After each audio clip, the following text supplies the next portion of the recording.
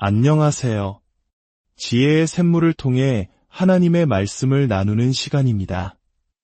오늘 이야기가 여러분의 마음에 깊은 울림을 준다면 구독과 좋아요를 통해 이 지혜의 여정에 동참해 주십시오. 여러분의 작은 참여가 이 귀한 말씀을 더 널리 퍼뜨리는 귀한 통로가 될 것입니다. 주님의 이름으로 여러분 모두를 축복합니다. 오늘 우리는 성경 속 가장 놀라운 이야기 중 하나를 따라가 보려 합니다. 바로 히브리서 11장에 기록된 믿음의 명예의 전당에 관한 이야기입니다. 이곳에는 평범한 삶을 살았지만 하나님을 믿는 믿음 하나로 비범한 역사를 만들어낸 인물들의 이름이 새겨져 있습니다. 그들의 이야기는 단지 오래전 과거의 기록이 아닙니다. 히브리서 저자가 신약 시대를 살아가는 우리, 바로 오늘을 살아가는 성도들을 위해 기록한 것입니다. 구약 시대 믿음의 선조들이 어떻게 믿음으로 살고, 믿음으로 걷고, 믿음으로 행동했는지를 통해 오늘 우리의 삶에 강력한 도전과 교훈을 주기 위함입니다. 이 여정을 통해 우리는 하나님 나라의 영웅으로 산다는 것이 무엇을 의미하는지 배우게 될 것입니다. 그리고 가장 중요하게는 그 진리를 통해 우리의 삶이 변화되는 놀라운 경험을 하게 될 것입니다. 안타깝게도 오늘날 너무나 많은 그리스도인들이 평범함에 안주하며 살아가고 있습니다. 하나님께서 우리를 비범하고 특별한 삶으로 부르셨음에도 불구하고 말입니다. 그리고 그 안주하는 마음의 중심에는 믿음의 부족이라는 문제가 자리 잡고 있습니다. 오늘 저는 여러분과 함께 믿음이 가진 강력한 힘에 대해 이야기 나누고 싶습니다. 그리고 그 첫 번째 인물로 믿음의 조상 아브라함의 아내 사라를 만나보겠습니다. 히브리서 11장 11절과 12절 말씀입니다. 믿음으로 사라 자신도 나이가 많아 단산하였으나 잉태할 수 있는 힘을 얻었으니 이는 약속하신 이를 믿으신 줄 알았음이라. 이러므로 죽은 자와 같은 한 사람으로 말미암아 하늘의 허다한 별과 또 해변의 무수한 모래와 같이 많은 후손이 생육하였느니라. 우리는 아브라함의 아내 사라라는 한 여인을 마주합니다. 하나님께서는 창세기 12장에서 21장에 걸쳐 무려 5번이나 반복해서 약속하셨습니다. 아브라함과 사라가 아이를 낳게 될 것이며 그 아이를 통해 한 위대한 민족이 시작될 것이라고 말입니다. 그것이 바로 하나님의 입에서 나온 분명한 약속의 말씀이었습니다. 하지만 그 약속에는 치명적인 문제가 있었습니다. 첫째, 사라는 아이를 낳지 못하는 여인이었습니다.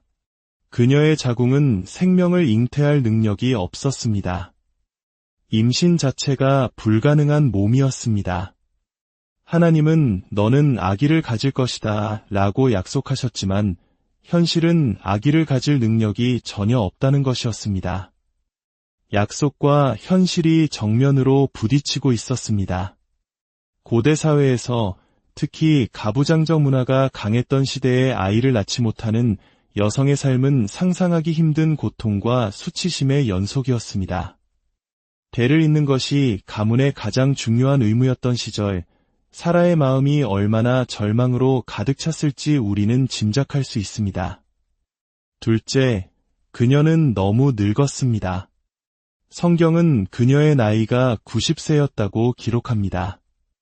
설령 임신할 능력이 있었다 하더라도 이미 생물학적으로 아이를 낳을 수 있는 시기는 아주 한참 지나버린 후였습니다. 하나님의 위대한 약속이 있었습니다. 하지만 그 약속을 정면으로 반박하는 두 가지 거대한 문제가 있었습니다.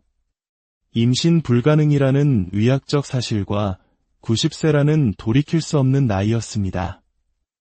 사라는 이 거대한 현실의 벽 앞에서 하나님의 약속을 의심할 수밖에 없었습니다. 어쩌면 오늘 이 말씀을 듣는 여러분 중에도 사라처럼 영적으로 불임이 시간을 보내고 있는 분들이 계실지 모릅니다. 삶이 아무런 열매를 맺지 못하고 기대했던 것들이 전혀 이루어지지 않는 척박한 시간을 보내고 있을 수 있습니다. 예수님께서 내가 온 것은 양으로 생명을 얻게 하고 더 풍성히 얻게 하려는 것이라고 분명히 약속하셨음에도 지금 여러분의 삶은 메마르고 공허할 수 있습니다. 열정도 목적도 사라지고 영적으로 나아갈 힘마저 모두 소진된 채 그저 하루하루를 버티고 있을지도 모릅니다. 또는 오랫동안 하나님께서 무언가 해주시기를 기다려왔지만 이제는 너무 늦었다고, 기회는 다 지나갔다고 생각하는 분도 있을 것입니다. 내 경력은 여기서 끝인 것 같고 내 삶에 더 나은 무언가는 없을 것이라고 체념하고 있을지도 모릅니다. 바로 그것이 사라의 상황이었습니다. 하지만 기억하십시오. 절대로 당신의 눈앞에 보이는 사실이 당신의 믿음을 무너뜨리게 내버려 두지 마십시오. 히브리서 11장 11절은 분명히 말합니다. 믿음으로 사라는 잉태할 수 있는 힘을 얻었다고. 그렇습니다.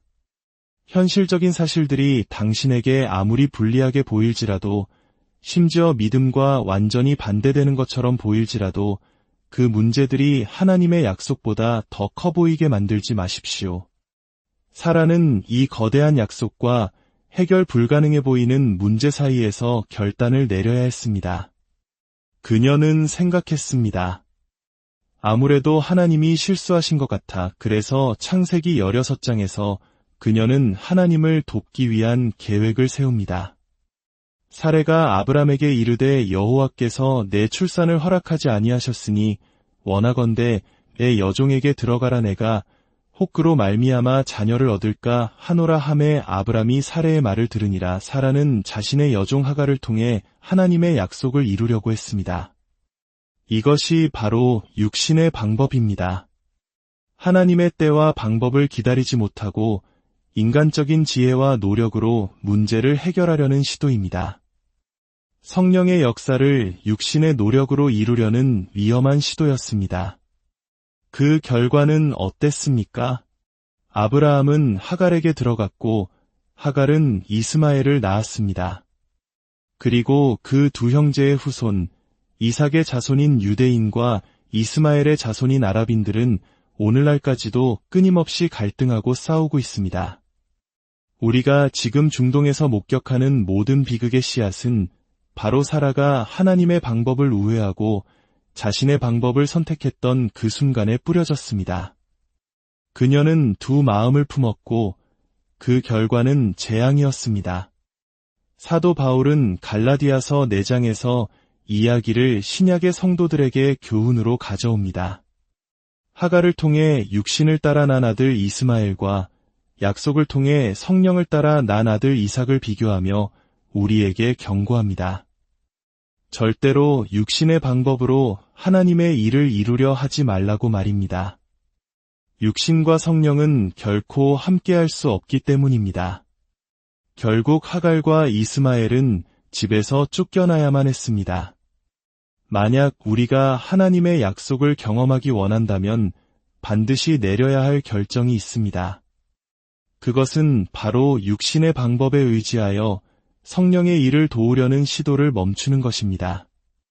아무리 성령의 방법이 불가능해 보이고 문제가 너무 커 보여도 말입니다. 사라가 하나님을 돕겠다며 내놓은 기발한 아이디어는 결국 더 큰 혼란과 고통만을 낳았습니다. 자신의 생각과 이해에 의지하여 하나님의 뜻을 이루려 할 때 우리는 결국 하나님, 제가 무슨 짓을 한 걸까요? 라고 탄식하게 될 뿐입니다. 하지만 하나님의 은혜는 놀랍습니다. 창세기 17장, 하나님은 이 모든 실수를 저지른 아브라함과 사라에게 다시 찾아오십니다. 그리고 약속을 재확인하십니다. 하나님이 또 아브라함에게 이르시되 내 아내 사레는 이름을 사레라 하지 말고 사라라 하라. 내가 그에게 복을 주어 그가 내게 아들을 낳아주게 하며 내가 그에게 복을 주어 그를 여러 민족의 어머니가 되게 하리니 민족의 여러 왕이 그에게서 나리라. 이것은 어제의 실패로 좌절한 우리에게 얼마나 큰 위로가 되는 말씀입니까? 우리가 실수하고 넘어졌음에도 불구하고 하나님은 오늘 다시 우리에게 말씀하십니다. 그러나 안타깝게도 그들의 믿음은 여전히 자라지 않았습니다. 하나님이 약속을 반복하셨을 때 아브라함의 반응은 무엇이었습니까? 그는 얼굴을 땅에 대고 엎드려 웃었습니다. 말도 안 돼 라고 생각하며 비웃은 것입니다. 100살 된 사람이 어떻게 아들을 낳고 90살 된 사라가 어떻게 출산하리요. 그는 여전히 육신의 아들 이스마엘에게 미련을 버리지 못했습니다. 웃은 것은 아브라함뿐만이 아니었습니다. 창세기 18장 하나님의 사자가 다시 나타나 내년 이맘때에 내 아내 사라에게 아들이 있으리라고 말했을 때 장막문에서 엿듣고 있던 사라도 속으로 웃었습니다. 내가 노쇠하였고 내 주인도 늙었으니 내게 어찌 즐거움이 있으리요. 그녀에게 하나님의 약속은 생전 처음 듣는 농담처럼 들렸습니다. 그런데 이상하지 않습니까? 우리가 처음에 읽었던 히브리서 11장은 분명히 말합니다. 믿음으로 사라가 잉태하는 힘을 얻었다고. 우리가 지금까지 본 것은 믿음이 아니라 육신의 방법과 하나님을 향한 비웃음뿐이었는데 말입니다. 그렇다면 이 비웃음과 불신이 어떻게 기적을 낳는 믿음으로 바뀌었을까요? 사라가 비웃던 그 시점과 이삭이 태어나는 창세기 21장 사이, 즉 창세기 18장과 20장 사이에 무슨 일이 있었던 것입니다. 성경은 두 가지 결정적인 사건을 보여줍니다. 첫 번째 사건은 소돔과 고모라의 멸망입니다. 아브라함과 사라는 하늘이 열리고 하나님의 불과 유황이 쏟아져 두 개의 도시를 순식간에 파괴하는 것을 목격했습니다. 동시에 그 무서운 심판 속에서 조카 롯과 그의 가족을 구원하시는 하나님의 능력도 보았습니다. 그들은 하고 경탄하며 하나님의 전능하심을 눈으로 확인했습니다. 그리고 두 번째 사건은 더욱 깊은 교훈을 줍니다.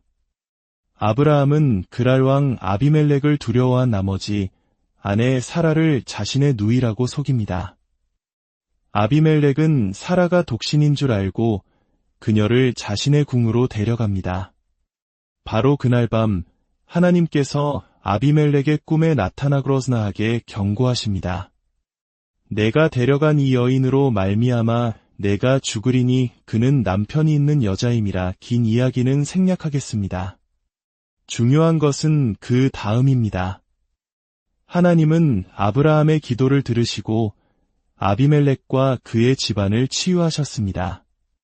창세기 20장 18절은 그 이유를 이렇게 설명합니다.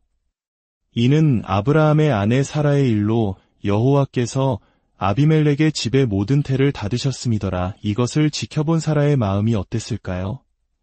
그녀는 엄청난 영적 깨달음을 얻었을 것입니다. 아, 하나님은 생명을 주관하시는 분이구나. 태를 닫기도 하시고 열기도 하시는 분이 바로 하나님이시구나. 자신의 힘으로는 절대 불가능했던 일, 바로 생명을 잉태하는 그 능력이 전적으로 하나님께 있음을 목격한 것입니다.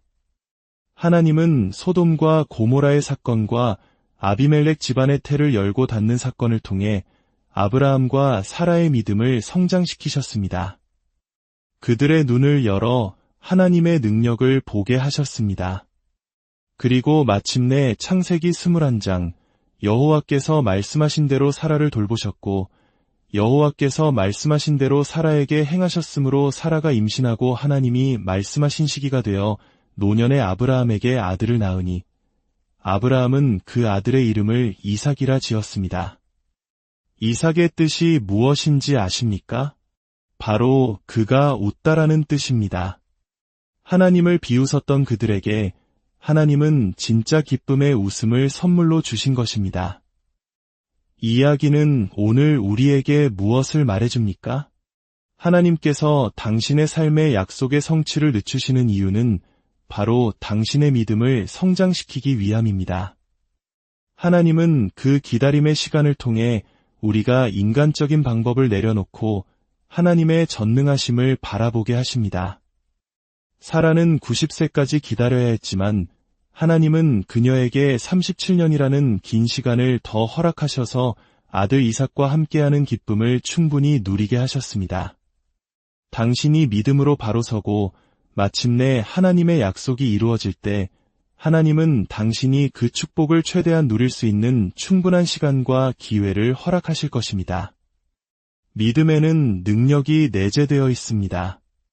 우리가 믿음으로 살고 믿음으로 말하고 믿음으로 움직이기 시작할 때 우리는 하나님께서 평범함을 넘어 비범함으로 우리를 이끄시는 것을 보게 될 것입니다. 자연적인 것이 초자연적인 것으로 변모하는 것을 목격하게 될 것입니다. 믿음은 하나님의 능력을 우리 삶으로 가져오는 통로입니다. 당신의 오감으로 인지할 수 있는 것 너머에 있는 하나님의 무한한 능력을 제한하지 마십시오. 믿음으로 살기를 거부함으로 인해 당신의 삶에 역사하실 하나님의 능력을 스스로 막지 마십시오.